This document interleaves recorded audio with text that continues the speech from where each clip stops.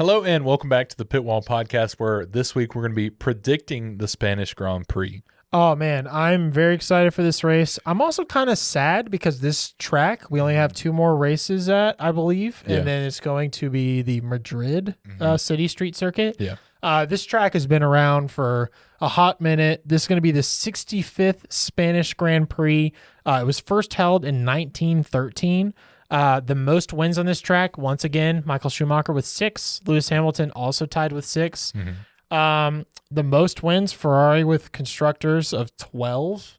It is a 4.657 kilometer circuit. I believe these are the correct numbers. It could be slightly different because they changed the final turn last year. 2.894 miles, and the lap, it is 66 laps.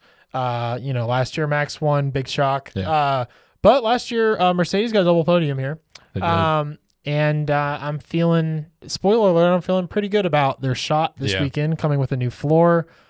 Should be a straight, normal weekend, not looking like a lot of rain, hopefully. Yeah. And so I'm a big fan of this track. So yeah, anyway, Dawson, how you feeling? You got any like special predictions? You want to go right into the podium? I don't have anything crazy special. I do think I think you're going to be shocked by my podium prediction. Okay. Well, my crazy prediction is that they're going to announce Carlos Sainz signing with Williams. Spain, is home that's track. fair. The rumors have been strong. I feel like this is going to be the news on the Thursday before the race. And by the way, we're recording this like a week and a half ahead of time, so it could have already happened. But I'm predicting this on June 11th. So, go ahead and give me who you think's going to be P3. P3 is going to be George Russell. Oh, okay. Let's see. I like that. Why is that? I went and looked back at the highlights of last year's race over the weekend, and I was like, they did good on this track, man. Yep, and he did the year before too. Yeah. Okay. What's your P3? My P3 is Lando Norris. Okay. I think he's just gonna. I think George is gonna be in P4. I actually debated this for a while, but I think Lando is gonna have a little extra sauce. This is like a straight up track, so I feel like McLaren is still in a slightly better position, or a significantly better position. But I think that I don't want to spoil my P2, but I think that Lando is the bigger threat of the two of them. So who's your P2? Lewis Hamilton. Oh, yes.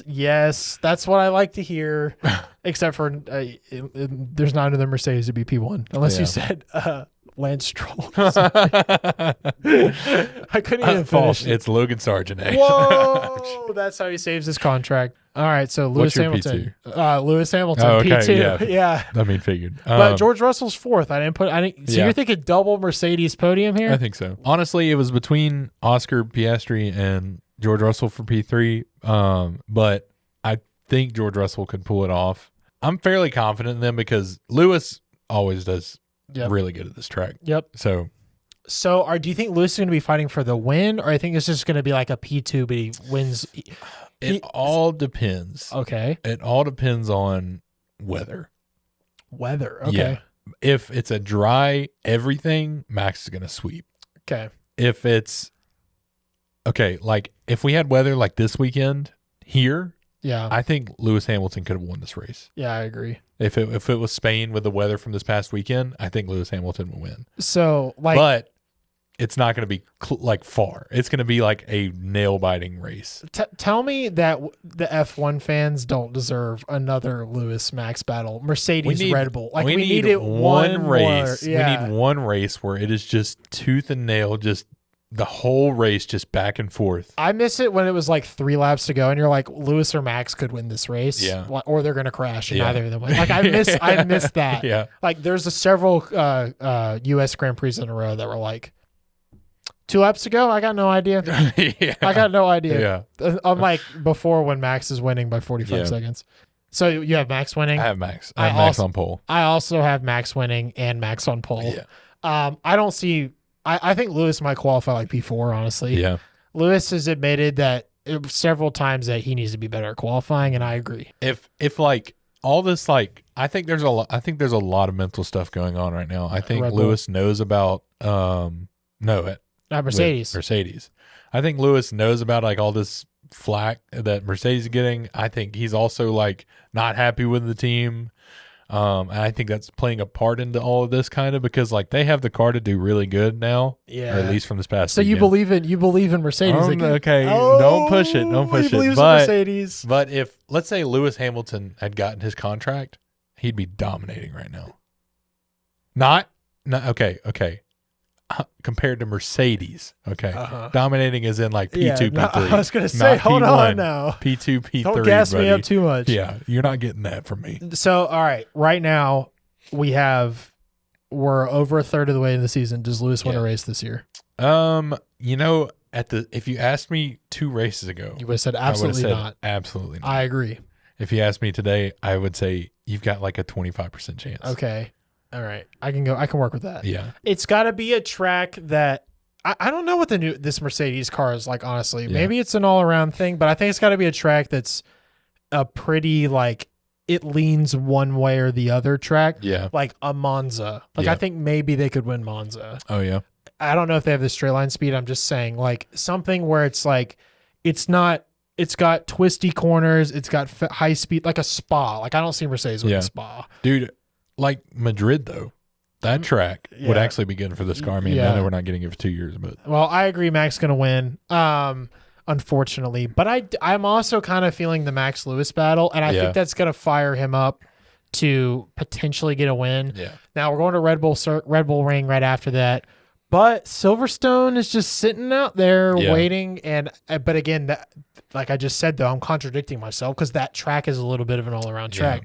I swear to God, if I went to Silverstone 1 year too early, I swear to God. But I want him to win. Yeah. But you know, that's exactly what would happen. Oh yeah. Is I'm gonna be sitting there like, yes, he won. You're gonna be screaming. What do you mean? Oh, won't, like you're not even gonna be holding back. You'll think about that for like 0.2 seconds and you'll be like, wait, he just won a race. I legitimately think I might cry. Oh yeah. I think I'm gonna cry. Yeah. So because I think watching Lewis win at Ferrari I'm gonna be really excited, but like watching him win another race at Mercedes is gonna make me cry.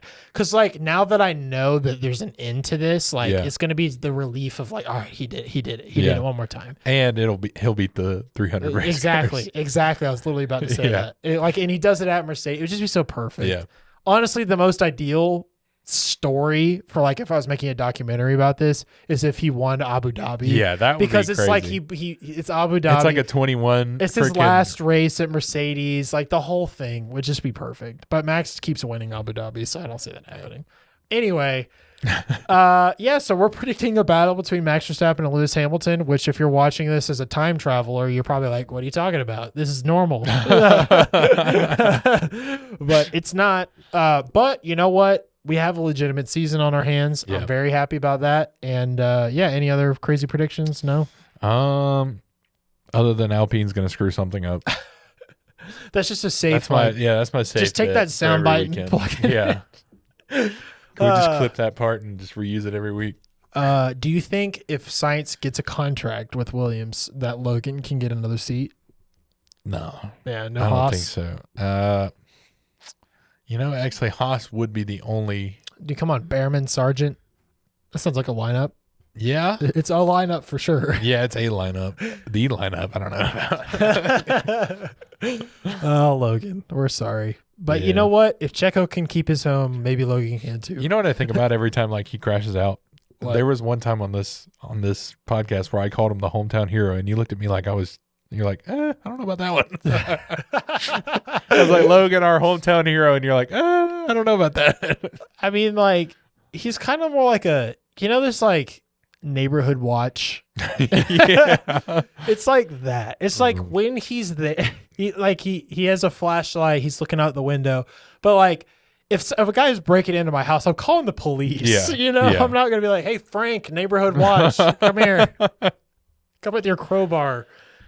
That's how I equate Logan Sargent's F1 career. That's a good analogy. But he's a nice guy. Oh yeah, he's a nice guy. All right. Well, on that weird note, that's about it. We'll see you next time.